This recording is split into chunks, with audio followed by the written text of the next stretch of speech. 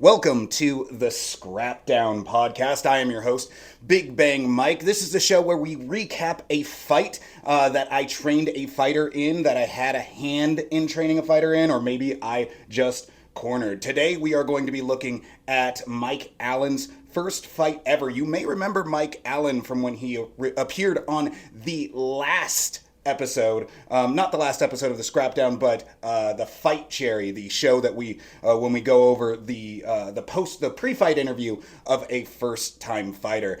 Today we're actually going to work on breaking down that fight together. I'm going to give you guys some inside knowledge and some inside baseball aspects of this particular fight, things that were going on backstage, things that you might not have seen if you went and saw the fight. This is Allen versus Frady. The shirt today is our nerd shirt of the day for this podcast is Bruce Leroy's 1985 championship, the hero of Harlem, the master himself, as he beat Shonuff in the last Dragon.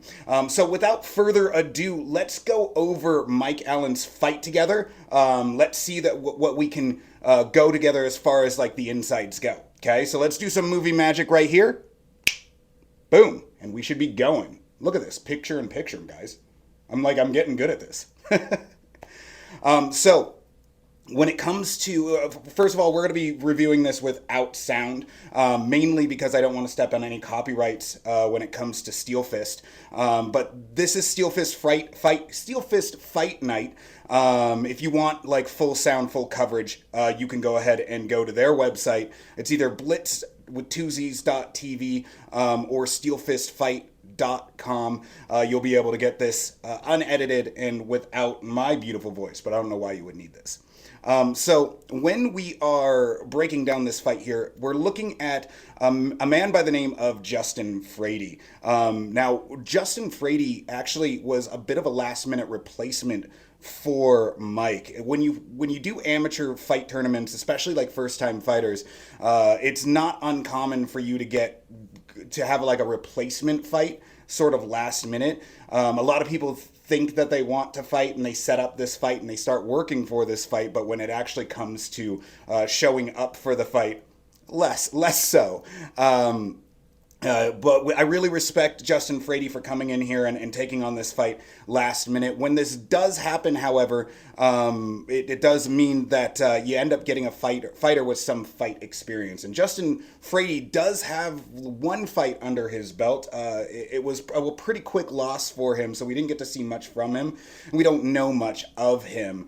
He had lost previously in under like 6 seconds for like a head kick straight to the head. So sort of like one of those fluke quick fights that you would see like with Jorge Masvidal and Ben Askren.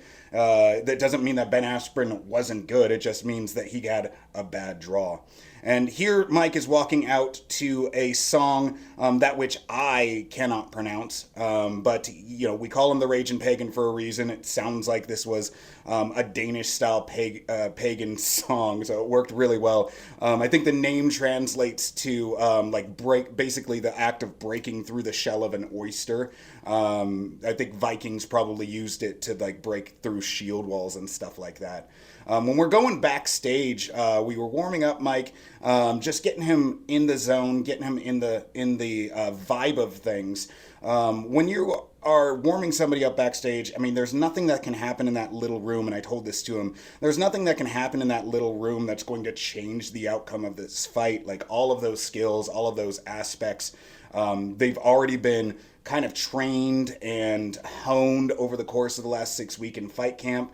So basically what we just do is hit pads to get his brain and mind loose, getting him in the center and getting him his body like lubed up and ready to go for the fight itself.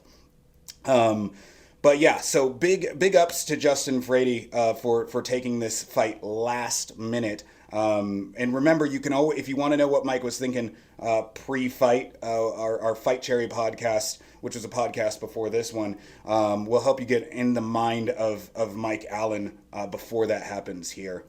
So as we're working through this, one of the things that happens when when first time fighters come out is there's like a lot of anticipation that's happening.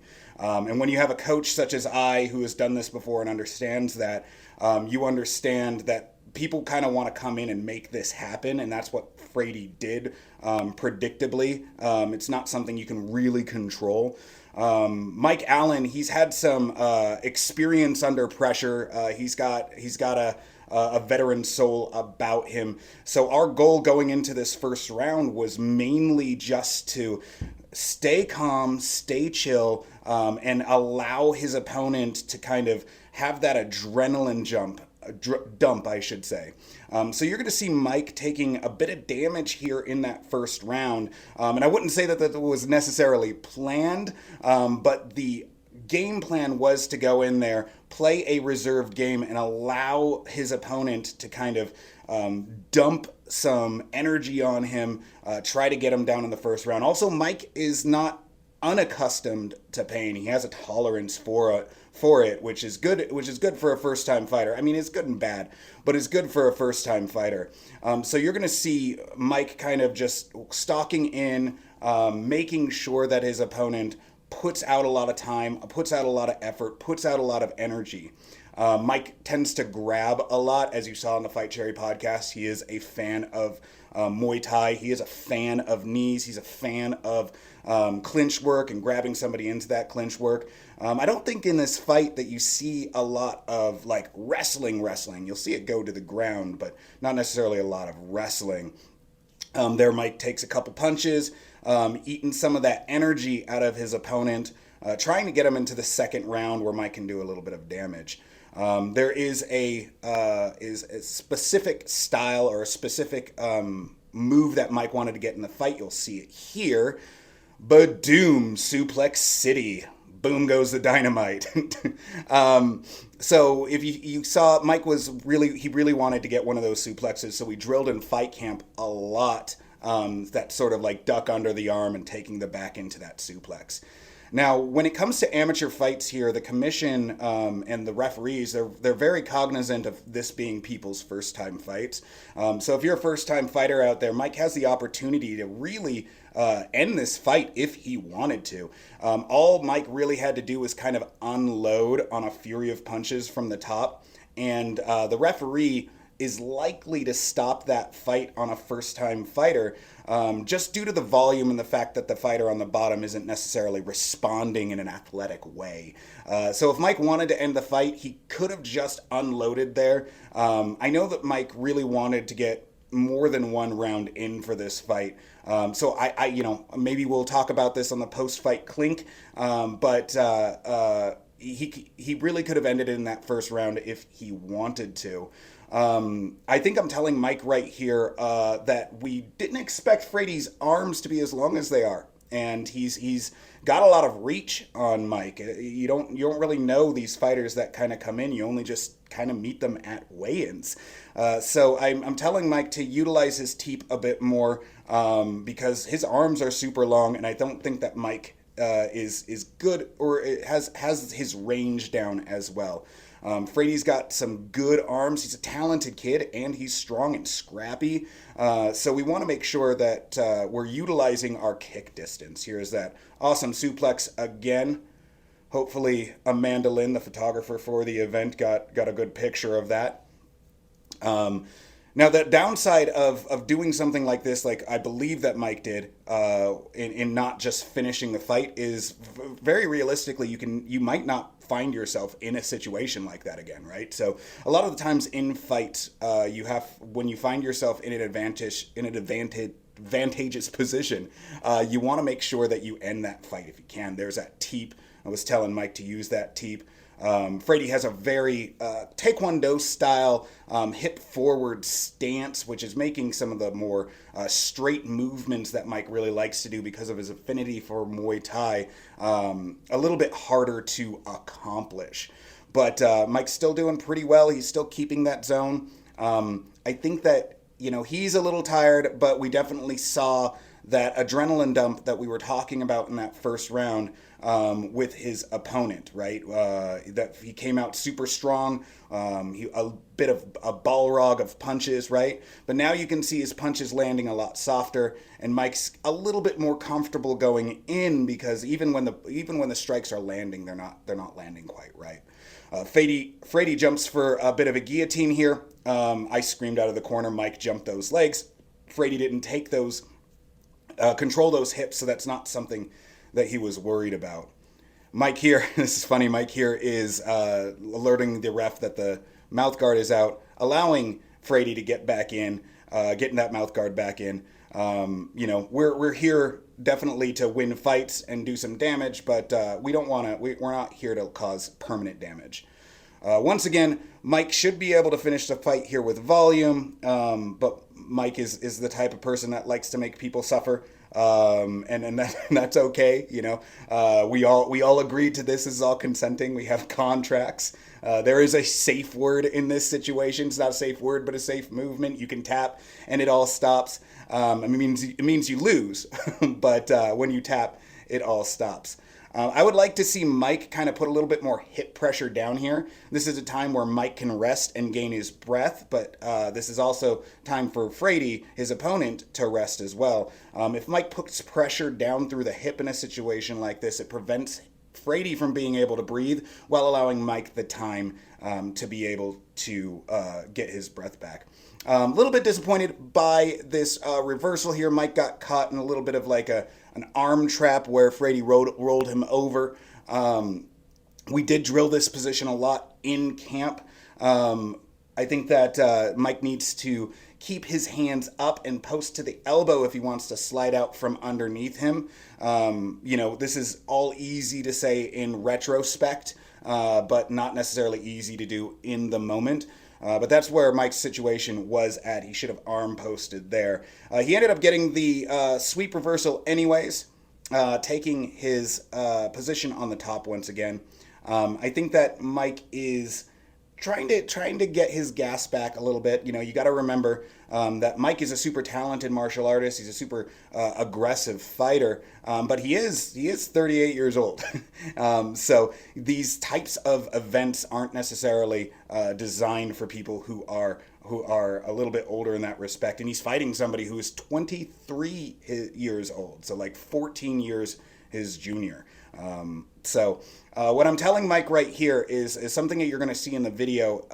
You'll see Frady kind of sticking his mouthpiece out a little bit of his mouth as he's waiting for that bell to ring. And what that's an indicator of is somebody who isn't getting enough oxygen to supply the oxygenated blood flow to his muscles. So we know that his opponent is really, really tired right now. So what you're not gonna hear me say, but what I am telling you, I was saying, is that you want to mainly attack the body in an instance like this. If you hit him in the chest, if you hit him in the belly, when you're tired is incredibly when your opponent is incredibly tired, I should say. Here you can see he's kind of pushing his mouthpiece out, right? He's even subtly indicating that he's trying to get more oxygen in his body. So I'm telling Mike to go for the body a little bit more, and you'll see probably a couple teeps in here where that happens to disrupt that kind of energy flow. It's very different to punch somebody with a flexed body versus somebody who is breathing deeply. Nice head and roll there out of Allen. Spin back fist, a little bit of an unintentional elbow there from Frady. But when you're breathing in and out big with your belly, it makes it really hard to take body shots. So we're going to see Mike kind of go a little bit more Muay Thai here with a couple sweeps, a couple body hits, a couple body kicks, things like that. You can see that there's a lot less smoke on those punches out of his opponent due to the fact of that adrenaline drop that we were talking about in that first round. So Mike really just needs to kind of pick his position here, pick his strike. Because Frady does have a very bladed body, a little bit of timidity out of there. You can, if you were there, you heard me yell about it. If we were here to run a marathon, you should have joined a running class. This is an MMA program, but that's how we roll.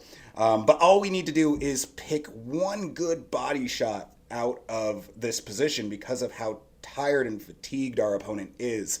And once that happens, it'll basically just kill it. There's that teep there, right? You see it a little bit. You see that staggering. It's really hard to get energy in and hit. That's why Frady's just trying to get it here. And Mike's got that arm trapped over his shoulder. Boom, right there. Just as I said to Mike in the corner in the second round's break. It's very, very hard to keep to get your body oxygen whilst keeping a tight core. That doesn't really come naturally, and especially when you're that tired. So all we really had to do, as I was saying earlier, was just find that shot to the body, and that's your sort of skeleton key, if we can call it that, to winning this fight. And that's what Mike did. He arm trapped that body with an over and under. It's a little bit of wrestling, but it's also in that Muay Thai guard, as we know Mike really likes that Muay Thai position. And then he hit that knee to that body just right. And because of the fatigue and the adrenaline dump in our opponent, because our opponent was having problems getting oxygenated air into his body, you kind of see the soul leave his body a little bit. It's like that position. What is that? The movie Doctor Strange, when they hit that person outside of the back of their body. That's what typically happens here. Mike getting a good uppercut there in the replays. And there's, of course, the Suplex City, hitting somebody with a planet, as Mike calls it, happy birthday to the ground, which I'm very happy he got one of his bucket list moves in here. And then, of course, the iconic put your mouth guard back in and then I punch you scene. That's not happening right now, but it looks like it's coming up quick. Good body kick there out of Mike, right? Another thing that we were talking about. There it is. Put your mouth guard back in. Go ahead. And your winner, 1 minute 41 seconds into round number 3 by TKO. Let's hear Mike talk about it. Corner, the Rag'in Pagan, Mike Allen.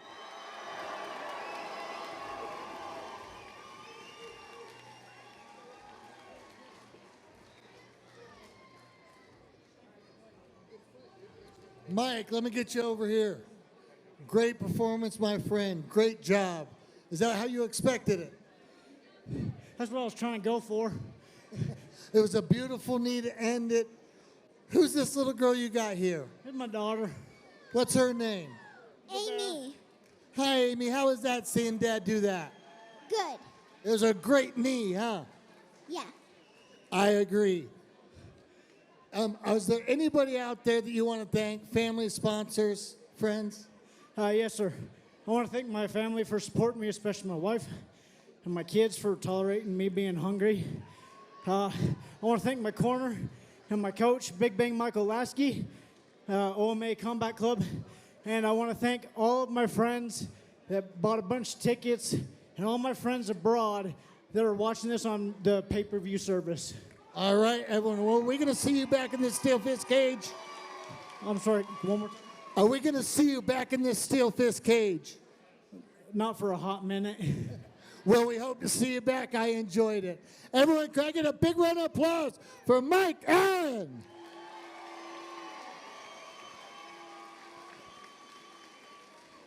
Guys, that was basically the scrapdown. Mike Allen versus Justin Frady. If you guys do want to see, like I was saying up top, if you guys do want to see the full sound with the announcers and everything like that, make sure you go to SteelFist Fight Night. You could still purchase that fight itself. They may put it on YouTube. They may not. They tend to be pretty hit or miss about whether or not they post their fights on YouTube. But yeah, so you can definitely get that through. If you guys are in the Pleasant Grove area, you want to train for a fight, omacombatclub.com. That's going to be my martial arts school. We are Team Bangarang, hitting this out of the park. I have been Big Bang Michael Lasky. Thanks for joining me on this podcast. Remember to stay tuned for our next in our triplicate of podcasts, the post-fight clink. week, where I'm going to get together with Mike Allen, and we're going to have a drink, and we're going to cover the fight in a similar fashion as we do here, except for